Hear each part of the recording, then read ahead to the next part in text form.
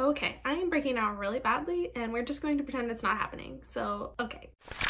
Hi friends, my name is Jess. Welcome to Books Past Bedtime. So today I'm going to be going through my TBR for 2 upcoming readathons that I'm going to be participating in. So the first of those is the Indian Readathon, hosted by Nidhi from Nidhi Ready Reads, Rue from Rue's Reading Corner, and Anisha from Sprinkled Pages. So this readathon is to highlight and celebrate Indian Independence Day, which is on August 15th. This readathon starts on Saturday, August 15th and goes until Saturday, August 22nd, I believe is the date. I don't have a calendar in front of me, so if that's wrong, I will correct it on screen. So there are a total of 5 challenges that you can choose to complete throughout the week, and I have 3 books picked out that I am going to try and read this week that will cover all 5 challenges. So the first book I will be reading will cover 2 challenges, and that is A Burning by Megha Majumdar. I am using this book to count for a book by an Indian author, as well as the challenge for reading a book set in India. So A Burning takes place in modern India, and it follows 3 separate characters. First, it follows Jeevan, who is falsely accused of committing a terrorist attack after she makes a misguided comment on a Facebook post. It also follows this man named P.T. Sir, who is an aspiring right-wing politician, and he kind of uses Javan's scandal to rise to power. And then it also follows this character named Lovely, who is the only person with an alibi that can clear Javan's name. So this one sounds super interesting, and I am very excited to get to it. Next, I am planning to read Arusha and the End of Time by Roshni Chakshi. This book will also cover 2 challenges. It will cover the challenge to read a book about Indian mythology, as well as the challenge to read a book with somebody who is Indian on the cover. So this is a middle grade fantasy novel. This book follows Arusha, whose mother is a curator of a museum of Indian art and culture, and Arusha kind of likes to make up stories, and so her classmates don't believe her when she tells them that this lamp in the museum is haunted. And so her classmates show up at the museum to try and catch her in her lie, and as she is trying to prove to them that this lamp is haunted, she lights it and unleashes these demons that freeze her classmates and her mother in time, and she has to go on a journey through the kingdom of death in order to save them. I have been really loving middle grade lately, and so I'm very excited to get to this one. It sounds super cool, and I've heard such good things about it. And the last challenge of the Indian Readathon is to read the group book, and the group book is The Namesake by Jhumpa Lahiri. This is a multi-generational story that follows a family as they immigrate from India to America, and kind of their process on how to become both Indian and American, honor their culture while trying to integrate, I believe. I think it's a story about family and how immigration affects different generations differently, and it sounds like a really beautiful and hard-hitting story. I am very excited to read this one and discuss it along with everybody else participating in the readathon. So that is my TBR for the Indian Readathon. And now the other readathon that I will be participating in over about the same week is the SCALLYWAGATHON. The SCALLYWAGATHON takes place from Sunday, August 16th to Sunday, August 23rd. And this is hosted by Allie over at Hardback Quarter, Amanda over at Read All the Books, and Vanessa over at Paper Fairy. And the SCALLYWAGATHon is a map-based readathon, which is super fun. So you pick a place on the map to start, and then you follow the arrows to subsequent challenges. Overall, throughout the week, the goal is to complete 4 challenges. Each path on the map will lead you to 4 different challenges, and I have chosen to start at number 1 because that's just the kind of person that I am. So challenge number 1 is Captain's Cabin, or read a book by the most popular author on your TBR, and for that one I'm going to go with Crown of Midnight by Sarah J. Maas. So last month I did read the first Throne of Glass book, and I kind of enjoyed it, I kind of did it, but I do want to continue on with the series and still see what all the hype is about. I still feel like I'm missing out, so I definitely want to continue, and this is a book I was planning to read this month anyway, so I was happy to fit it into these prompts. So next on my path is challenge number 7, and that is Precious Cargo, or read a middle grade. And for this one, I'm going to read The Lonely Heart of Maybelle Lane by Kate O'Shaughnessy. This is a sort of hard-hitting middle grade story following this girl named Maybelle Lane, and Maybelle Lane has grown up without her father, but she knows his voice because she has an old voicemail recording of him laughing on the phone, and although she has never met him, when she hears his voice on the radio, she immediately recognizes him and vows to go and find him. As I mentioned before when I was talking about Arusha, I definitely have been loving middle grades, so this one sounds right up my alley and I'm very excited to pick this one up. Although if for some reason during the week I get overwhelmed, I can always technically count Arusha for this challenge as well and trade out Maybelle Lane. Next on my path is a detour. I could have chose to go to either A or B, and I believe that I'm going to go to A, and the challenge for A is Washed Ashore, or a book that was published 3+ years ago. For this one, I'm going to try and read Eclipse by Stephanie Meyer. This one was already on my TBR as well. This is the 3rd book in the Twilight series. I am very behind on my Twilight Twilight reread. I was trying to have them all done before Midnight Sun came out, but as we all know, Midnight Sun is already out and I am behind. So I want to catch up, and